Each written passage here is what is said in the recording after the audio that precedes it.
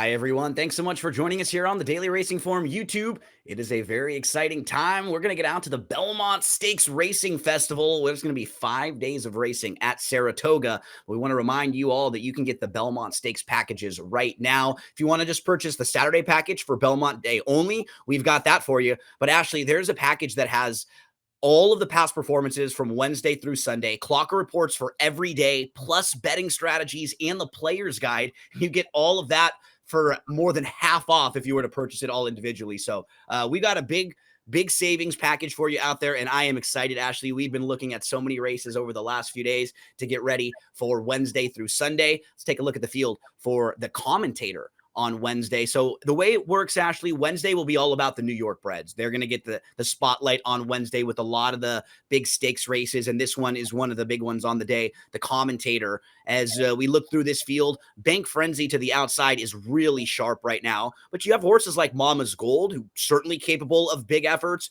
Last year, Drake's Passage had really strong form. Even horses like Lock and Key and General Banker are capable of big races. So I think you got to start with Bank Frenzy because he's the most accomplished, and then kind of move on to the rest of the field who aren't too far behind. Yeah, and I think from a figure standpoint, I know that Bank Frenzy has had some big figures, those 97s repeatedly throughout the career, but I don't necessarily feel like he towers over this field. I think there are other directions to go to, and just wanted to make a shout, Gino. Commentator was such a good New York bred. I remember being at the Whitney when he won for Zito from the 1A, and good to see a race named after him. And I think this is the big thing, right? The distance. Some of these horses you might think more of a mile type. A mile and an eighth, I think, is really the key here as well.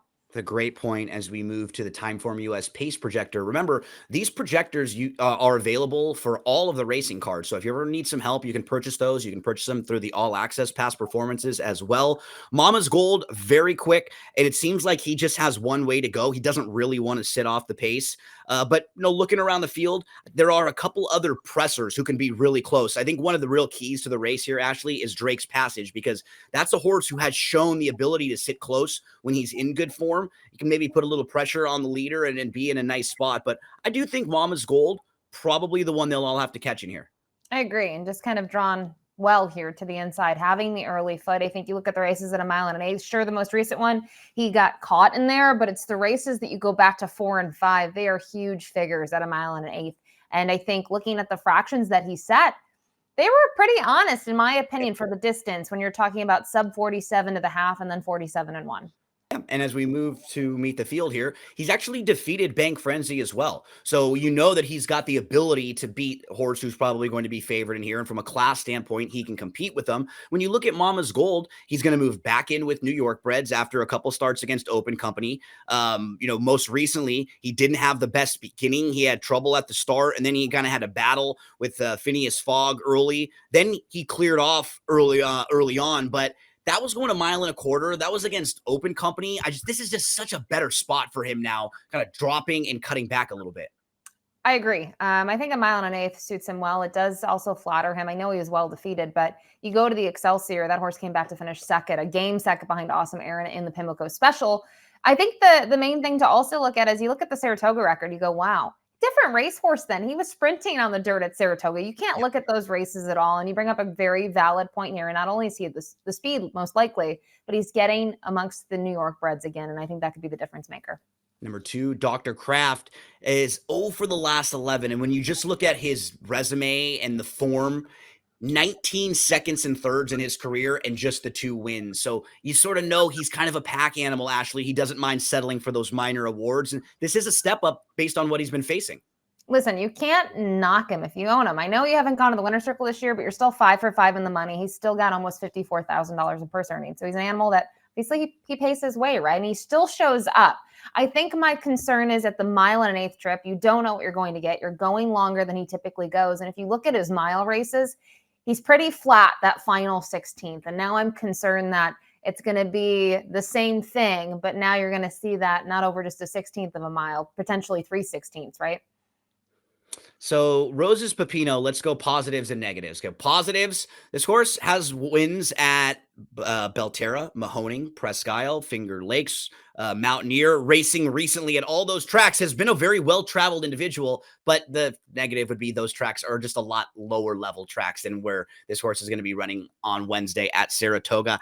I just couldn't make a real case for him. He doesn't have that much early speed either, Ashley. Could you get there with Rose's Pino? No, I think he's going to be a little outrun early, right? And you mentioned he's a closer. He's still going to try to make a move late in here. And I don't think the 1.125 miles is going to be the issue. I think the problem for him is just this level. This is in my opinion, a big jump of a class. And you look at his figures, a career best of a 79. He would really need to take a huge step forward to be competitive. I wanted to try to get to Rock the Weekend. I couldn't quite get there. Ashley, the number 4, he'll be facing Stakes Company for the first time. He steps up with Katie Davis aboard because this horse is in good form right now. I just don't know if the race is going to set up for him because we're talking about it, how I just don't think there's that much early speed. If they go really quick early, Rock the Weekend can come and run horses down. He's won 3 of his last 7. But what he's moved from 10 claimers through New York bred first level allowance, New York bred second level allowance, and 3 of the wins have come on wet tracks. So this is a horse who I've become a little bit of a fan of, but if we caught a wet track and a race where there was a little bit more early speed, I think it would set up better for Rock the Weekend. I'm just concerned the race doesn't quite set up for him in this spot. I agree with you. I mean, a wet track would certainly help his cases. And I guess the thing I will say about him, late 4-year-old season, early 5-year-old, I think he's a much improved animal. I think maybe it's a development thing. It's also that he finally had some time off. This is a horse that was campaigned from February of 23 to July of 24 with no breaks. That's hard for any horse to do, right? And then had just a couple of months to regroup, maybe needed a race, and since then has been pretty consistent. I think if you're going to also try to make a little bit of a knock on him here, Dr. Kraft has finished in front of him now in those kind of 2 of those most recent races, right? So I feel like he's a little bit of a tougher sell, even though he wins a lot more than Dr. Kraft. I don't see it. And another one where we don't know the 1.125 miles, right? We just haven't seen this horse go that long. Everything's been much shorter. We move to Drake Passage, who does have a couple New York bred stakes wins. So on his best day, he's certainly capable in a race like this. He actually was last year's winner and has some of the best buyer speed figures in the field too, Ashley. Coming off a race where he had a fine start. He was 3rd. He was a couple lengths off. He was getting a pretty nice trip behind the top 2. But he was all in early. The top 2 kind of separated a little bit. It seemed like it could be a nice sort of comeback race for him to set him up to build some fitness. I just know in watching his races and playing him sometimes last year, he can throw up a really big race if he gets the right trip. This might be that kind of race because if he doesn't have to battle with maybe Mama's Gold and he can just sit behind that one, he could really carve out a nice journey in here. His 2024 campaign, I guess if you throw out those last 2 efforts, those are really big performances. He was actually able to win the Commentator last year over a muddy track, and maybe the off track flattered him a little bit. He does have a pretty big Tomlinson number, and you see 2 for 5 on a wet track in terms of wins. But I think you try to, I don't know, make heads or tails of what's been happening recently. We've seen a bad performance, goes to the sidelines, bad performance, goes to the sidelines. I think on a positive, we're seeing him twice in less than a month, which it's been a while since we've seen that. And I think the other thing that I noticed, the work tab. His work at Payson on the 26th of April wasn't bad. Obviously, it was a bullet drill, but there's only other 5 workers total, right? So another 4. Those works since then over the training track at Saratoga, I think they've been even sharper. So I think he's probably sitting on a better effort than we saw last time out, and maybe something that makes him a major threat in here. And maybe something you were kind of getting to too. It could be a Saratoga thing. Like he likes Saratoga's track and he maybe has perked back up since he's moved to Saratoga and has started training there again. So yeah, I think value wise, he could be a horse that just goes either way. Like I could see him getting bet a little bit, but if he floats up, he certainly could be like the horse you look at as a horse I'm going to bet to win if he is like 4 to 5, because his best races could very much beat a group like this. We move to Lock and Key. He's one of the closers in here. He's coming off of a 3rd place finish. He was slightly outfinished by General Banker 2 starts back in the Haynes field. So the 6 and the 7, who we'll talk about, they faced each other on April the 6th. They ran 2nd and 3rd that day. I think you'll probably expect both of them to be kind of showing up late, coming from off the pace here. What do you think about the stakes placed Lock and Key?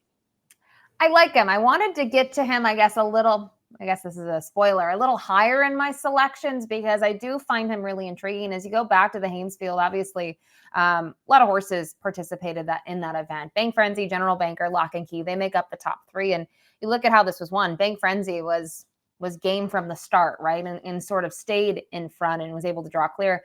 I thought this was a good effort. I still can't figure out what Lock and Key really wants to do because you look at some of the races, do you think he's, I don't know, a closing sprinter? Or do you think he's a closing router? I don't know. I think he's just a horse that whatever you give him, turf, dirt, 6 furlongs, mile and an eighth will be the question, but we've seen him at a mile and a 16th. We've seen him a mile and an eighth on the grass.